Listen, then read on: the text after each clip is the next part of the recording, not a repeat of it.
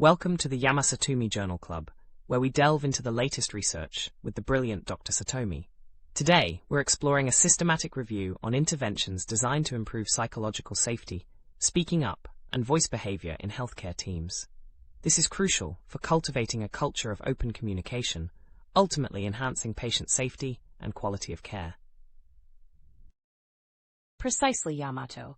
Fostering psychologically safe environments is a public health imperative. When healthcare professionals feel empowered to speak up, we see improvements in communication, collaboration, and ultimately patient outcomes.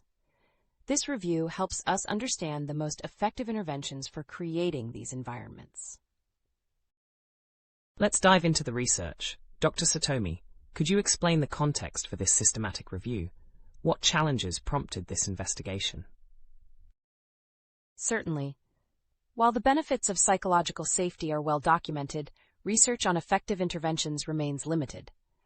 Many healthcare settings still grapple with a culture of silence, hindering open communication and potentially jeopardizing patient safety. This review analyzed 14 interventions from studies published between 1999 and 2018. These interventions were categorized into 5 types, including simulations, educational workshops, leadership videos, and case studies. How did the researchers approach this review? What methods did they employ?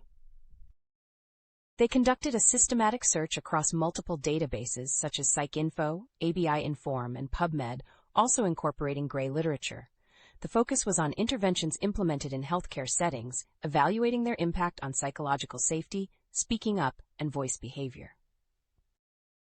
So, what were the findings? Which interventions proved most effective? The results were mixed. For instance, educational interventions using simulations showed improvement in speaking up behaviors in one study with anesthesiologists, while another similar study found no significant changes. Overall, 5 studies reported improvements in speaking up behaviors, 3 studies had mixed results, and 1 study found no significant relationship. That's intriguing. Could you elaborate on the promising interventions and the challenges they encountered? Simulations, which allow healthcare professionals to practice speaking up in realistic scenarios, demonstrated some positive effects. However, educational interventions alone weren't always sufficient to shift deeply ingrained communication patterns. It's analogous to learning a new language. Fluency requires practice and a supportive environment. Furthermore, the review highlighted the lack of objective measures for assessing the impact of these interventions on psychological safety.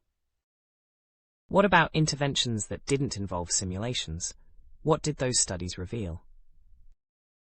Interventions like holistic facilitation and action research meetings also indicated potential for enhancing communication and collaboration. These focused on establishing psychologically safe spaces within teams.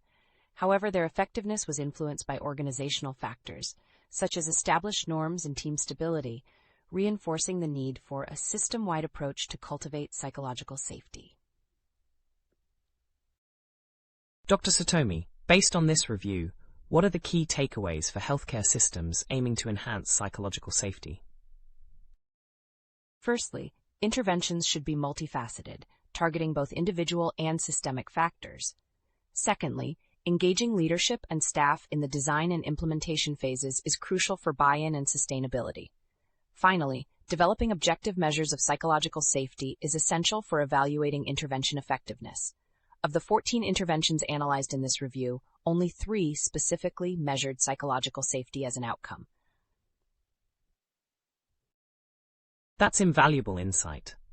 What are some future research directions in this field? Future research should explore the long-term effects of these interventions and investigate how to create system-wide change that promotes psychological safety. Developing culturally sensitive interventions is also crucial, recognizing that effectiveness can vary across different settings. Attention to diversity is key. This has been an incredibly informative discussion. Thank you, Dr. Satomi, for sharing your expertise.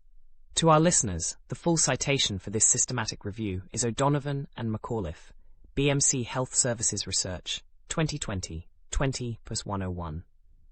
We hope you'll join us again next time. Thank you for listening to the Yamasatoumi Journal Club.